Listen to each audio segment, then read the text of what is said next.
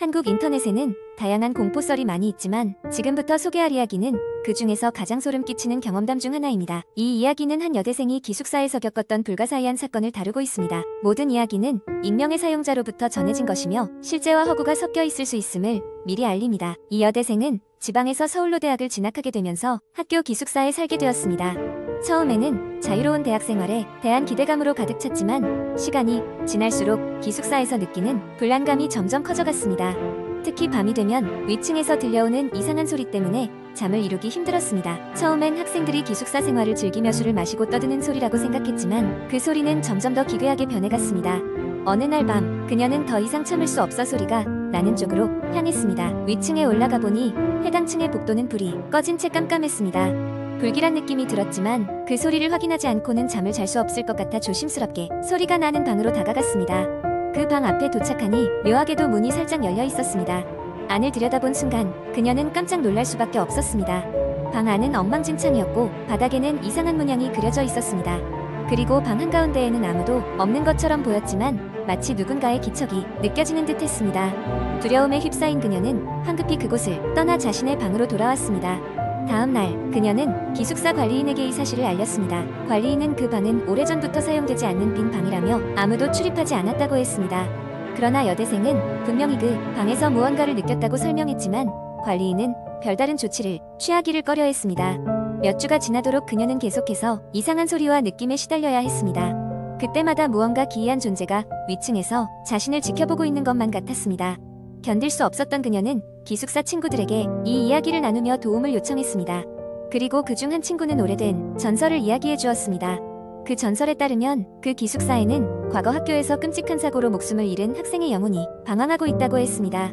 그 영혼은 해마다 자신이 죽은 날이 다가오면 다른 학생들을 괴롭힌다고 했습니다. 여대생이 들었던 소리와 기이한 현상들은 바로 그 영혼의 영향이라는 것이었습니다. 그 후 여대생은 친구들과 함께 유명한 무속인을 찾아가 그 불길한 영혼을 달래고 기숙사를 정화하기 위한 의식을 치렀습니다. 의식이 끝난 후 이상하게도 더 이상 위층에서의 기묘한 소리나 느낌은 사라졌습니다.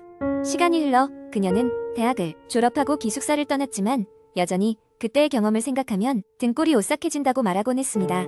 그녀의 이야기는 이후 많은 이들에게 전해지며 인터넷에서 회자되기 시작했고 기숙사에 얽힌 무서운 이야기 중 하나로 남아 있습니다.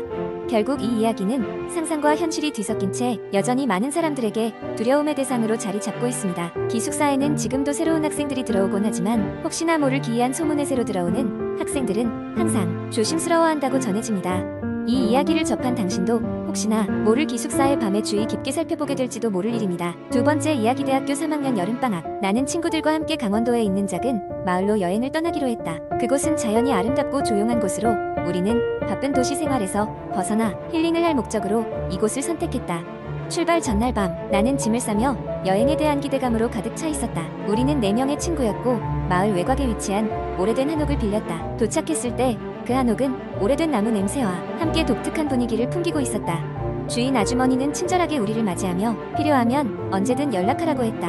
하지만 주의할 점 하나를 당부했다. 밤에는 마을 뒷산 쪽으로 가지 마세요. 우리는 그녀의 말을 듣고는 알겠다고 대답하며 여행에 들뜬 기운의 그 이유를 깊게 생각하지 않았다. 첫날은 마을 근처를 돌아다니며 사진을 찍고 맛있는 음식을 먹으며 보냈다. 오후가 되자 산책을 하다가 마을 사람 몇 명과 이야기를 나누게 되었는데 그들도 밤에 뒷산에 가지 말라고 당부했다. 누군가 거긴 조금 이상한 일이 많아요라고 덧붙였지만 더 자세히 묻기에는 눈치가 보여 그냥 흐지부지 넘어갔다. 그날 밤 우리는 숙소로 돌아와 밥을 먹고 각자 자유시간을 가지기로 했다. 나는 한옥 마루에 누워 선선한 바람을 느끼며 책을 보다가 잠이 들었다. 그런데 갑자기 새벽 2시쯤 나는 이상한 느낌에 눈을 떴다. 문득 마당 너머로부터 희미한 발소리가 들리는 것 같았다. 누구지? 나는 조용히 일어나 창문 너머를 내다봤다. 아무도 없었다. 바람에 나무 잎들이 흔들리는 소리일 거라 생각하며 다시 잠에 들려고 했는데 그때 다시 한번 발소리가 더 뚜렷하게 들렸다. 나는 나머지 친구들을 깨웠고 우리 모두 조심스럽게 마당으로 나와 주변을 살폈다. 플래시를 비춰봤지만 아무것도 보이지 않았다. 괜히 겁만 줬다고 친구들이 핀잔을 주기에 나는 자러 가자고 했다. 그런데 그 다음날 주인 아주머니께서 아침 식사를 준비하고 계실 때 우리가 어젯밤에 겪은 일을 말씀드리자 그녀는 갑자기 표정이 굳어졌다. 정말 이상하군요. 예전에 그 뒷산에서 어떤 사건이 있었어요. 그 후로 마을 사람들이 밤에 그쪽으로 가는 걸 꺼려했거든요. 우리는 자세히 묻고 싶었지만 그때 갑자기 그녀의 손녀딸이 들어와 아무렇지 않게 이야기를 바꿨다. 분위기가 어색해졌고 우리는 별일 아닐 거라고 스스로를 위로하며 다시 즐거운 여행을 하기로 했다. 하지만 그날 밤 이상한 일은 계속되었다. 이번에는 새벽녘에 한옥벽을 긁는 소리가 들렸다. 무언가가 벽을 긁는 듯한 끔찍한 소리에 우리는 모두 잠에서 깨어났다. 소리는 점점 가까워지더니 멈췄다. 우리는 무서움에 떨면서도 용기를 내어 밖으로 나가 다시 주변을 살폈지만 여전히 아무것도 발견할 수 없었다. 그때였다.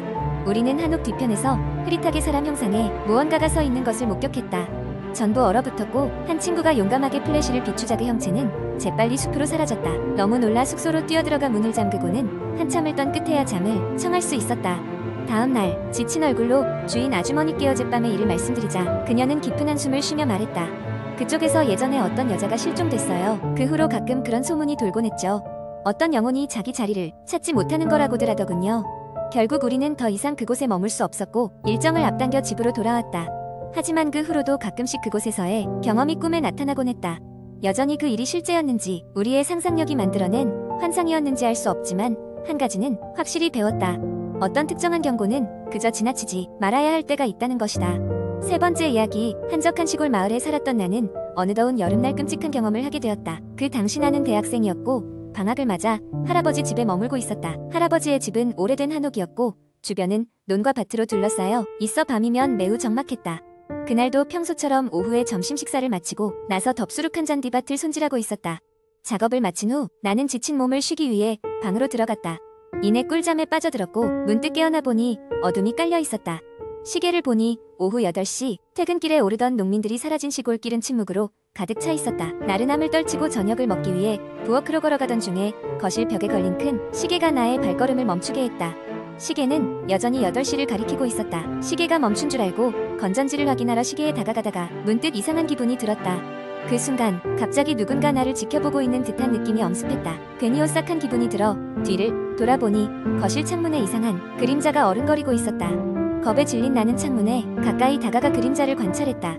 하지만 바람에 흔들리는 나뭇가지 때문이라고 생각하며 애써 자신을 안심시켰다. 늦은 저녁 식사를 대충 마치고 나서 다시 침대에 몸을 눕혔다. 피곤했던 몸은 금세 잠들었고 이상한 꿈을 꾸었다. 꿈속에서 나는 좁고 어두운 터널을 걸어가고 있었다. 그런데 터널 끝에서 이글거리는 두 눈이 나를 지켜보고 있는 것이 느껴졌다. 두 눈에서 벗어나려고 뛰기 시작했지만 그 눈은 나를 놓아주지 않았다. 끝도 없이 길게 이어진 터널 속에서 나는 한없이 도망쳤다. 갑자기 번쩍하는 소리와 함께 깨어난 나는 식은땀을 흘리고 있었다. 숨을 고르며 휴대폰을 보니 새벽 2시를 가리키고 있었다. 방 안은 깜깜했고 오직 창문을 통해 달빛만이 희미하게 들어오고 있었다. 방 안 어딘가에서 미세한 소리가 나기 시작했다. 찰칵, 찰칵하는 소리는 마치 시계가 움직이는 소리 같았다. 이상하게도 그 소리는 점점 더 가까워지고 있었다. 무서움에 떨며 옷장 안에 후레쉬를 꺼내 불빛을 아래로 비춰보았다. 바닥에는 아무것도 없었다. 그 순간 몸을 돌려보니 내가 처음 시계를 봤던 거실에 그 소리가 있다는 느낌이 들었다. 겁에 질려 문을 열고 나가보니 소리는 여전히 거실 방향으로부터 들려오고 있었다. 나는 거실로 가서 시계를 확인했다. 정말 이상한 일이었다. 멈춰 있었던 시계가 다시 작동하고 있었다. 그리고 시계바늘은 여전히 8시를 가리키고 있었다. 시간이 흐르지 않는 것처럼 보였다. 다시 확인하려는 순간 그 장소의 공기가 갑자기 서늘해졌다. 마치 누군가 사라지지 않은 듯한 기분이 들어 소름이 돋았다. 놀란 나는 부엌 쪽으로 가서 불을 켜기 위해 달려갔다. 등 뒤에 거실에서 낮게 웃는 소리가 들려왔다. 그게 무슨 소리지? 순간 몸이 얼어붙었다. 등을 돌리고 거실로 향했다. 나는 누구도 보이지 않는 빈 방을 응시하고 있었다. 웃음소리는 계속되었고 나는 그 소리가 어디에서 나오는지 이해할 수 없었다. 이상한 상황을 무시하고 방으로 다시 돌아와 문을 잠그고 침대에 몸을 깊이 파묻었다. 하지만 이번엔 또 다른 이상한 일이 일어났다. 외부로부터 다가오는 서늘한 기운은 여전히 내 방을 휘감고 있었다. 심장이 터질 것 같은 불안감에 시눌려 침대 시트 아래로 파고들었다. 새벽이 지나고 아침이 밝았다. 문득 깨어나는 나는 그 끔찍한 경험이 꿈이라고 생각하며 스스로 위로하려 했다. 그런데 또 한 번 거실 시계에 시선을 돌리니 시계바늘은 여전히 8시를 가리키고 있었다. 이번에는 확신했다. 무언가가 잘못되고 있었던 게 분명했다.